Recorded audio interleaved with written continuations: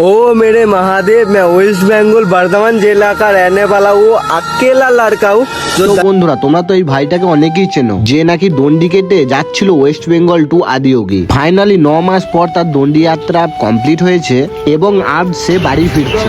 তো বন্ধুরা, আজকে আমার বন্ধু রাজেশ কেদারনাথ থেকে বাড়ি ফিরছে। চলো তোমাদেরকে দেখিয়ে দিই। আর এটা হচ্ছে আমার বন্ধু রাজেশ, হয়তো তোমরা অনেকেই চেনো। আর বাড়ি ফিরছে সে সাইকেল নিয়ে, তো দেখতে পাচ্ছ তার সাইকেল এটা। তার বাড়িটা তোমাদেরকে বলে দিই, পূর্ব বর্ধমান জেলা ভাতার থানায়। আমার বাড়ি থেকে রাজেশের বাড়ি মোটামুটি 30 থেকে 35 কিলোমিটার। তাই আমি রাজেশকে বললাম তোমার পথ অনেকটাই বাকি, চলো অল্প টিফিন করে নেবে। তো তাই রাজেশকে নিয়ে চলে এসেছিলাম সামন্ত মিষ্টি ভান্ডার, যেটা নাকি মানকর হাটতলা মোড়ে। রাজেশ দোকানে এসে কিছু খাবে না বলছে, কারণ একটা ভাইয়ের বাড়িতে খেয়ে এসছে।